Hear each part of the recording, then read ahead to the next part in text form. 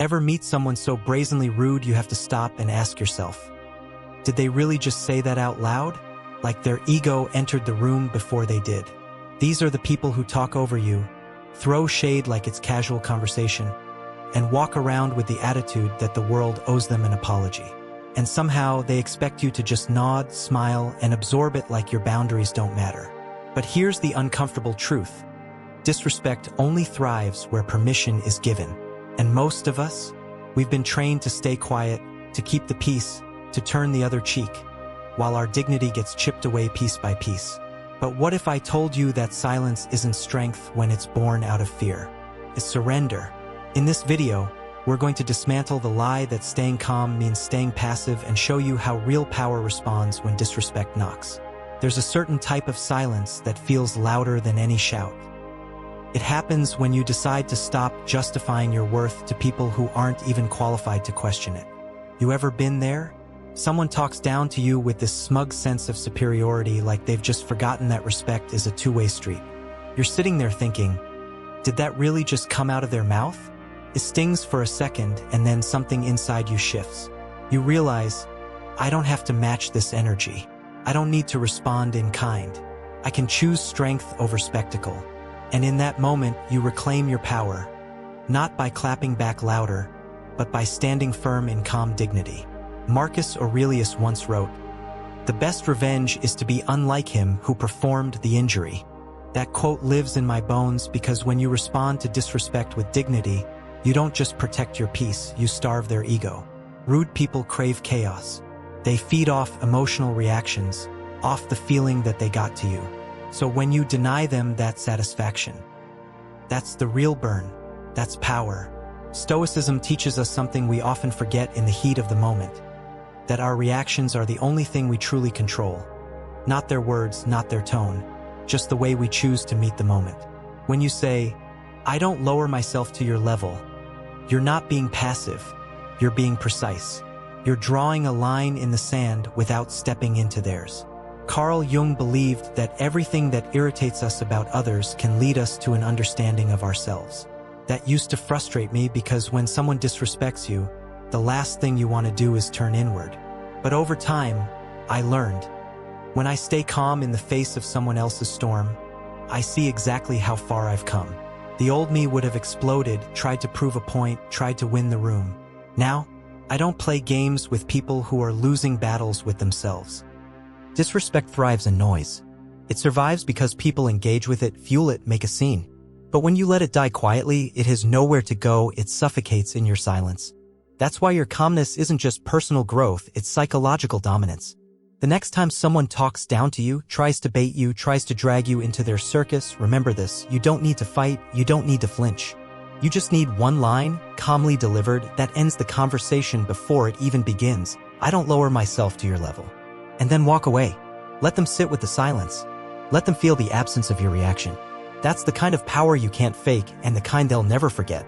There's a strange kind of silence that follows when someone tries to provoke you and you simply don't react. At first, they wait for the explosion, the raised voice, the defensive posture. But when it doesn't come, when all they're met with is calm and clarity, something unsettling happens to them, they realize they've lost control. That's when you've already won.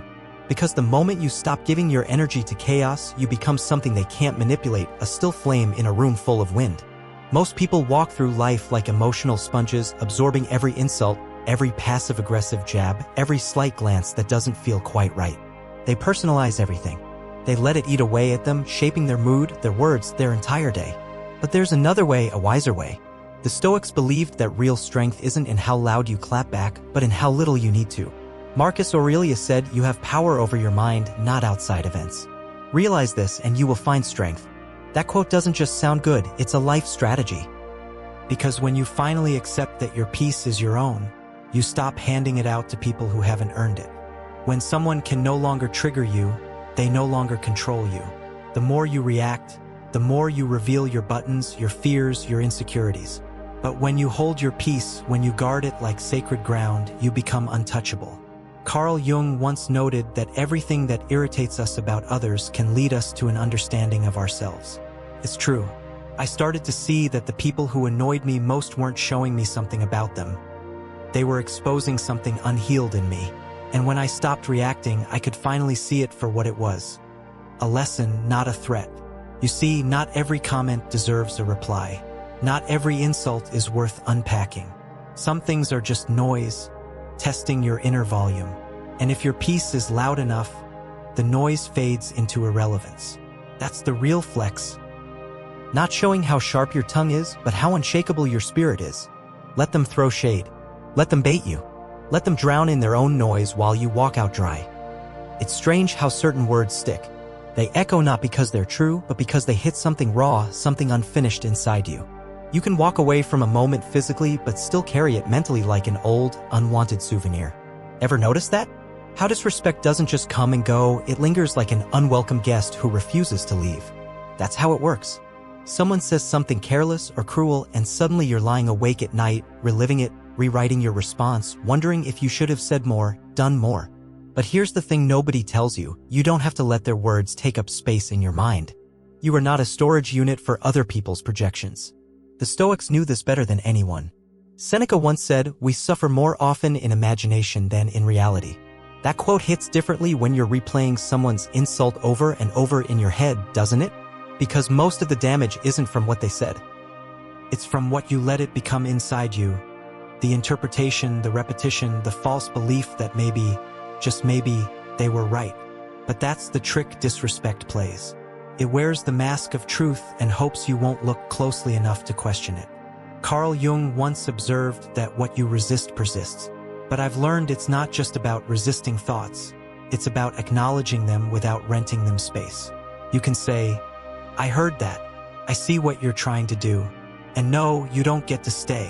That's not denial. That's self-protection. It's psychological hygiene. Because the truth is, not every opinion is worth internalizing. Not every insult is a blueprint for your identity.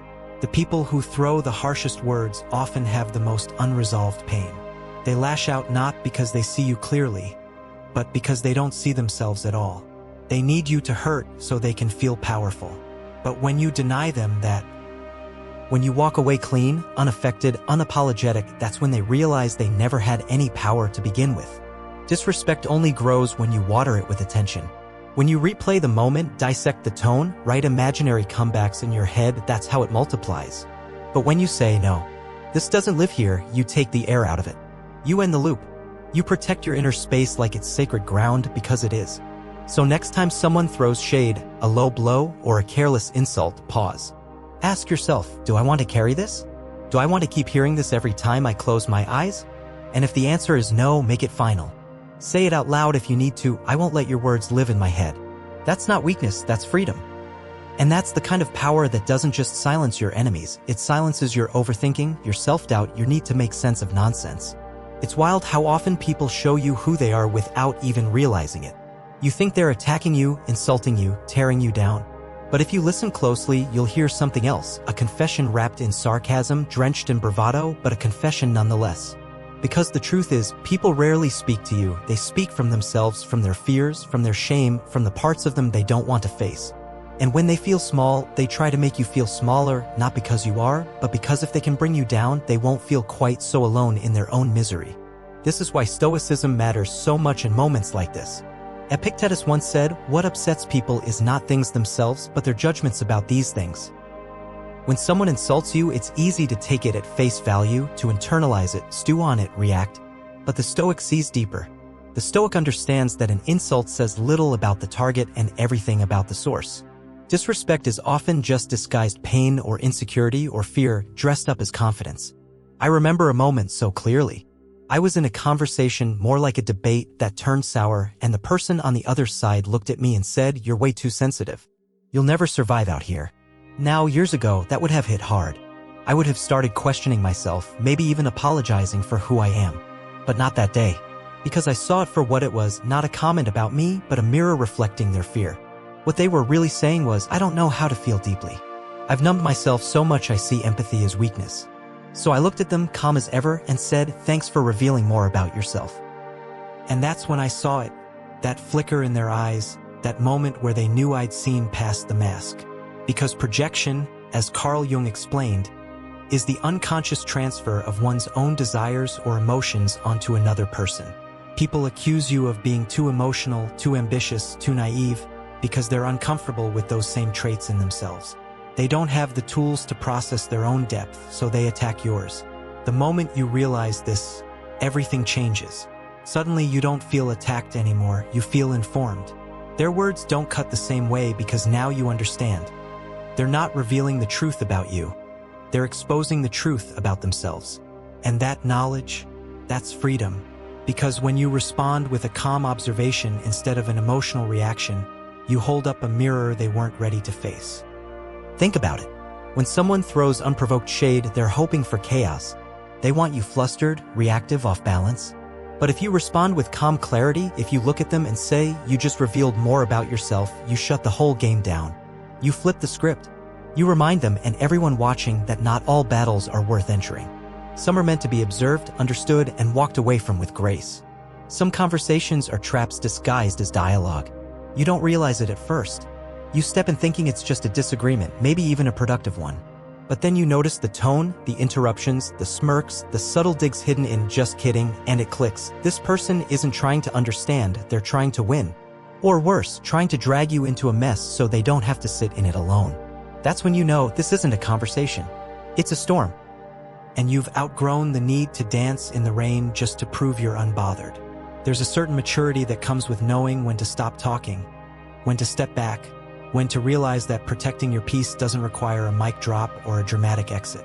Sometimes it's just one simple sentence: "I've outgrown this conversation." And the moment you say it, you can feel the weight lift off your chest. The tension, the resentment, the emotional tug of war you didn't even sign up for, gone. Because what used to keep you up at night, you now walk away from without hesitation. The Stoics had a term for this kind of self-discipline: ataraxia, a lucid state of robust equanimity, characterized by ongoing freedom from distress and worry. Epictetus once said, "If someone succeeds in provoking you, realize that your mind is complicit in the provocation." That hits deep because most of the drama we step into is optional. You don't have to fight every battle just because someone throws a punch. You don't have to debate people who already decided they don't want to hear you. What you do need is the courage to choose clarity over chaos. Carl Jung once said, "What you resist persists, but what you look at and face disappears." That group chat didn't stop because I left, it stopped mattering because I left. That's the difference. Growth doesn't need to win, it needs to walk away quietly, without bitterness, without needing validation, just walking away from what no longer fits the version of you that you've worked so hard to build. The deeper truth is this: you don't need to finish every argument. You don't need to explain your silence. You don't need to convert critics into allies. Some people are committed to misunderstanding you, not because you're unclear, but because clarity would force them to confront their own noise, and that's not your job. So the next time someone starts twisting your words, baiting you with backhanded compliments, pushing buttons you no longer react to, pause. You don't need to defend yourself. You don't need to rise to it. Just say it calmly, clearly, with all the grace your growth has earned. "I've outgrown this conversation." Then leave. Let them spin. Let them talk. You've got better places to be mentally, emotionally, spiritually. It's a strange kind of power, the kind that comes from no longer reacting to the things that once broke you. You don't shout. You don't tremble. You don't even flinch. And it's not because you've become numb, it's because you've become whole. You've looked your pain in the eye, named it, sat with it, and walked through it. So now, when someone tries to trigger you with a version of yourself you've already outgrown, all they find is a closed door, locked, sealed, reinforced with wisdom. And that kind of peace? It's unnerving to people who only understand power through control. You know what healing really looks like? It looks like someone saying the same cruel thing they said years ago. And this time you feel nothing. Not indifference. Not denial. Just stillness. Because healing isn't about pretending you were never hurt, it's about knowing exactly where the wound was and realizing it's not open anymore. It's about carrying the memory without carrying the pain. And that confuses people, especially those who used to succeed at shaking you. I've had people throw my past at me like a weapon, assuming it would still cut. And maybe once it would have. Maybe once their words would have left me spiraling. But not anymore. Now I hear it and think, "You're late." That version of me doesn't live here anymore. And when I say that, I don't say it with ego. I say it with peace. With clarity. With the quiet knowing that I've done the inner work most people avoid. Marcus Aurelius said, "You have power over your mind, not outside events." Realize this and you will find strength. That's what healing gives you, control over the space within. Because the world will keep testing you. People will keep throwing jabs. But when you've done the work, when you've sat with your shadows and learned their names, you realize no one can use them against you anymore. That's why I say you can't trigger what I've healed, not as a defense mechanism but as a declaration. Carl Jung believed that healing requires confronting the shadow, the hidden parts of ourselves that we'd rather keep buried. He said, one does not become enlightened by imagining figures of light, but by making the darkness conscious. And he was right. Real healing happens when you stop running from the wound and start understanding it. You stop trying to erase the pain and instead let it shape you, not into something bitter, but into something unbreakable. And that's what people don't expect. They expect you to react the way you used to. They expect tears, anger, defensiveness. But what they get is calm. And that calm terrifies them. Because calm says, I'm not who I used to be and you no longer have access to that version of me. So the next time someone tries to get under your skin, remember this, your healing is not for them. It's not for their understanding. It's for your peace. You didn't go through all that pain to still be affected by the same noise. You didn't break and rebuild yourself just to crumble at the first sign of pressure. Your silence, your stillness, your lack of reaction, those are not signs of weakness. They are proof that the wound is now a scar. And scars don't feel pain. They don't scream. They don't bleed. They speak quietly. They say, I made it and you no longer matter. There comes a moment in your life when chaos no longer excites you. Drama doesn't seduce you. Being right isn't as satisfying as being at peace. You stop needing to prove anything to anyone, not because you've run out of things to say, but because you finally realize the cost of every unnecessary reaction. And it's not worth it. Your energy is expensive. Your peace, priceless. And once you learn that, truly learn that, you start treating it like the most valuable currency you have. I used to give everyone access. If you wanted an argument, I'd meet you there. If you threw shade, I'd throw it right back. If you questioned me, I'd explain myself to death just to prove you had the wrong idea. But every time I did that, I handed over a little piece of myself. A piece of my calm, my confidence, my clarity, until one day I realized I was bleeding energy for people who didn't deserve a drop of it. That's when everything shifted. I stopped engaging with anything that tried to pull me out of alignment. I stopped letting every barking dog distract me from the direction I was walking in. Seneca said it best. We suffer more often in imagination than in reality. And that's what happens when you let the wrong people live rent-free in your head. They don't just interrupt your day. They start shaping your thoughts, stealing your focus, distorting your peace. But here's the good news. Just like you let them in, you can show them the door. Peace isn't passive. It's a choice. A firm, deliberate boundary between you and the noise. Carl Jung once said, "The privilege of a lifetime is to become who you truly are." But here's the catch, you can't become that version of yourself if you're constantly reacting to people who don't even know who they are. That's the problem with letting everyone speak into your life. Not all voices come from clarity. Some come from confusion, from projection, from a desperate need to feel powerful in a life they can't control. And if you're not careful, their chaos becomes your confusion. And that's what people don't expect. They expect you to react the way you used to. They expect tears, anger, defensiveness. But what they get is calm. And that calm terrifies them. Because calm says, I'm not who I used to be and you no longer have access to that version of me. So the next time someone tries to get under your skin, remember this, your healing is not for them. It's not for their understanding. It's for your peace. You didn't go through all that pain to still be affected by the same noise. You didn't break and rebuild yourself just to crumble at the first sign of pressure. Your silence, your stillness, your lack of reaction, those are not signs of weakness. They are proof that the wound is now a scar. And scars don't feel pain. They don't scream. They don't bleed. They speak quietly. They say, I made it and you no longer matter. There comes a moment in your life when chaos no longer excites you. Drama doesn't seduce you. Being right isn't as satisfying as being at peace. You stop needing to prove anything to anyone, not because you've run out of things to say, but because you finally realize the cost of every unnecessary reaction. And it's not worth it. Your energy is expensive. Your peace, priceless. And once you learn that, truly learn that, you start treating it like the most valuable currency you have. I used to give everyone access. If you wanted an argument, I'd meet you there. If you threw shade, I'd throw it right back. If you questioned me, I'd explain myself to death just to prove you had the wrong idea. But every time I did that, I handed over a little piece of myself. A piece of my calm, my confidence, my clarity, until one day I realized I was bleeding energy for people who didn't deserve a drop of it. That's when everything shifted. I stopped engaging with anything that tried to pull me out of alignment. I stopped letting every barking dog distract me from the direction I was walking in. Seneca said it best. We suffer more often in imagination than in reality. And that's what happens when you let the wrong people live rent-free in your head. They don't just interrupt your day. They start shaping your thoughts, stealing your focus, distorting your peace. But here's the good news. Just like you let them in, you can show them the door. Peace isn't passive. It's a choice, a firm, deliberate boundary between you and the noise. Carl Jung once said, "The privilege of a lifetime is to become who you truly are." But here's the catch, you can't become that version of yourself if you're constantly reacting to people who don't even know who they are. That's the problem with letting everyone speak into your life.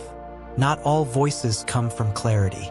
Some come from confusion, from projection, from a desperate need to feel powerful in a life they can't control. And if you're not careful, their chaos becomes your confusion.